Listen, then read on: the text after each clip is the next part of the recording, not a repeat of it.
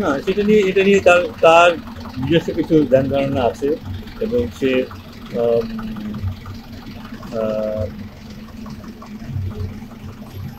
Test ক্যাপ্টেন্সির ব্যাপারটা আগ্রহ শুধু শুধু টেস্ট নিয়ে ক্যাপ্টেন্সি করার আগ্রহ বোধহয় ওর মধ্যে কম ছিল, সে কারণে হয়তো এই সিদ্ধান্ত ও নিয়েছে। আহ, হ্যাঁ, কিছুটা কিছুটা ও বলার চেষ্টা করেছে, আমাদের আলোচনা হয়েছে কিছু কিছু, বাট যেটা আমি বললাম যে এই মুহূর্তে যেটা সিদ্ধান্তটা হবে এটা আমি এক্সপেক্ট করি। আমরা যদি আমাদের অতীতটা দেখি যে দেখতে পাবো আমরা খুব ইনকনসিস্টেন্ট, কখনো কখনো টু বি অনেস্ট আমরা মাঝে মাঝে হয়তো ভালো খেলি, মানে বেশিরভাগ সময় কিন্তু আমাদের খেলাটা মানসম্মত হয় না বা আমরা সন্তোষজনক হয় না। দলের খেলাটা একটু ভিন্ন ছিল, কারণ অনেকদিন পরে বেশ কিছুদিন পরে খেলার পরও প্রথম ইনিংসে কথা বলবো না, প্রথম ইনিংসে আমরা অনেক রান করেছিলাম, দ্বিতীয় ইনিংসে কিন্তু শ্রীলঙ্কা বড় একটা স্কোর করেছিল, তারপরেও সেই ম্যাচে আবার রান করা, ডমিনেট করা, শ্রীলঙ্কাকে চাপে ফেলা, যদি ম্যাচে ড্র হয়েছিল, তো সে থেকে মনে হচ্ছিল যে এদের মধ্যে কিছুটা পরিবর্তন হয়তো আসছে। কারণ আনফর্চুনেটলি সেই জিনিসটা এখানে দেখতে পারলাম না। এখানে যেই চারিত্রিক দৃঢ়তা দরকার ছিল, এখানে উইকেটটা একটু ডিফিকাল্ট ছিল, এটা অত রানের উইকেট না, ব্যাটিং কিছুটা ডিফিকাল্ট, কিন্তু যে ডিসিপ্লিনটা আমাদের দেখানো দরকার ছিল ব্যাটিংয়ে তো বটে, বিশেষ করে বোলিংয়ে, সেটা আমরা দেখাতে পারি। তো বোলিংয়ে আর ডিসিপ্লিন হলে হয়তো ওরা এতটা রান করতে পারতো না, সেটা হয়তো আমাদের জন্য সহজ হতো ম্যাচে শেষ পর্যন্ত টিকে থাকা। কিন্তু যেভাবে ম্যাচটা এগিয়েছে তাতে কিন্তু খুব দ্রুতই আমরা বুঝতে পেরেছিলাম যে শ্রীলঙ্কা অন টপ, এবং এটা আমাদের হয়তো পরাজয়টাই মুখোমুখি হতে হবে পরাজয়। বাংলাদেশের এখন পর্যন্ত টেস্টে সবচেয়ে সফল ক্যাপ্টেন তিনি, এটাকে আসলে কিভাবে দেখছেন? না হলে ভালো হতো, আমি জানি, শুধু সফল হওয়ার জন্য বলবো না, ওর নেতৃত্বগুণ আমি কাছ থেকেও দেখেছি, খুব ভালো ক্যাপ্টেন্সি করেছে এবং ইজ এ গুড লিডার। এটা যদি না হতো খুব ভালো হতো, but since he has decided, এটাই সিদ্ধান্ত, রেসপেক্ট দ্যাট, এবং আশা করবো যে ও ক্রিকেটার হিসেবে, ব্যাটার হিসেবে ভালো খেলতে থাকবে, এবং ক্যাপ্টেন না থাকলেও ওর যে লিডারশিপ কোয়ালিটি আছে সেটা সেটা সেটা সেই অবদানটা ও দলের জন্য রাখবে। So I wish him well, আমি আশা করবো যে দলের পাশে থাকবে। আপনাদের সঙ্গে ক্রিকেট অফিসের সাথে কথা বলেছেন, মানে কিরকম আলোচনা হয়েছিল, আপনারা তাকে থাকতে বলেছিলেন কিনা?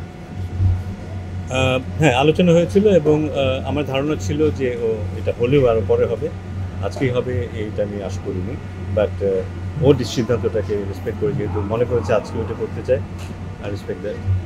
এর আগে মিরাজকে ওয়ানডে অধিনায়কত্ব দেওয়া হলো শান্ত কাছ থেকে নিয়ে। এই বিষয়ে শান্ত মিরাজ দুজনের সাথে আপনারা বসছেন, তারা আপনার সাথে আসলে জায়গায় কথা বলছিল?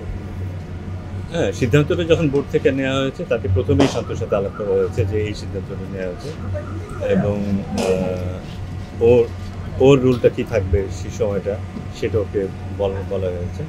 তারপরে দ্বিতীয় ব্যক্তি হচ্ছে মিরাজ, যাকে বলা হয়েছে যে তাকে ওডিআই ক্যাপ্টেন করা হয়েছে।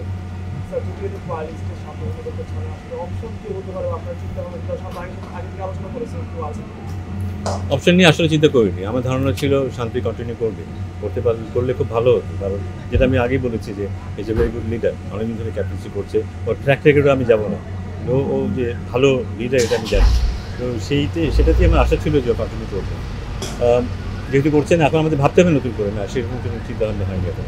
হ্যাঁ, আপনি বলছিলেন যে শান্তর ক্যাপ্টেন্সি বা লিডারশিপ কোয়ালিটি ভালো, তাহলে আসলে ওয়ানডে থেকে স্টার্টের পেছনে আসলে কি জিনিসটা কাজ করেছিল? না, সেটা বোর্ডের সিদ্ধান্ত, এবং সেটাই ওকে বলা হয়েছে। আপনি বলছিলেন যে আসলে শান্ত থাকলে ভালো হতো, বোর্ড প্রেসিডেন্টের মধ্যে বলেছেন যে শান্ত থাকলে হয়তো বা টেস্টের জন্য ভালো হবে, বাট কোনো কারণে কি জানতেন যে শান্ত আজকে স্টেপ ডাউন করবে, এটা কি জানতেন? কারণ আগামী 5 মাস তো আমাদের টেস্ট ম্যাচ ছিল না, আবার একটা শুরু হয়েছে, তাহলে সে সময় নিতেও পারে। আসলে কি জানতেন যে আজকে স্টেপ ডাউন করবে?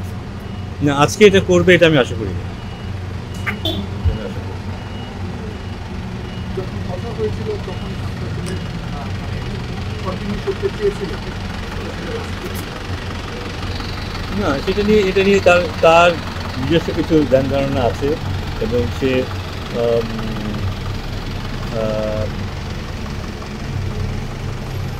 টেস্ট ক্যাপ্টেন্সির ব্যাপারটার আগ্রহ শুধু শুধু টেস্ট নিয়ে ক্যাপ্টেন্সি করার আগ্রহ বোধহয় ওর মধ্যে কম ছিল, সে কারণে হয়তো এই সিদ্ধান্ত নিয়েছে। হ্যাঁ, কিছুটা বলার চেষ্টা করেছে, আমাদের আলোচনা হয়েছে, বাট যেটা আমি বললাম যে এই মুহূর্তে যেটা সিদ্ধান্তটা হবে এটা আমি এক্সপেক্ট করি।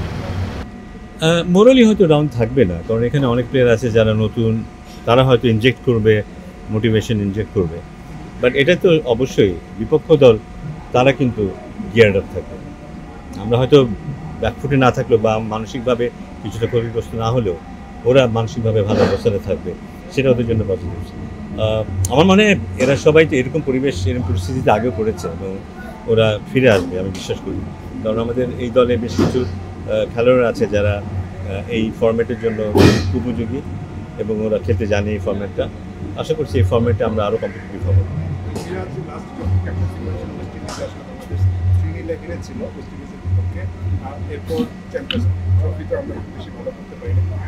মানে কোন দিক থেকে মনে হচ্ছে যে আসলে এবার শ্রীলঙ্কার বিপক্ষে আমরা কিছুটা হলেও ভালো করতে পারি, যেহেতু অনেকেই ব্যাক করছে, এটা একটা কারণ হতে পারে। পাশাপাশি অন্য কোনো কারণ আপনার কাছে চোখে পড়ছে কিনা, যেটার কারণে আসলে বাংলাদেশ এবার শ্রীলঙ্কায় ওয়ানডে ভালো করতে পারে এবং ভালো করাটা আসলে দরকার। ওয়ানডেতে বেশ কিছুদিন আসলে খুব ভালো পারফরমেন্স দেখছিও না আমাদের প্রিয় ফর্মে।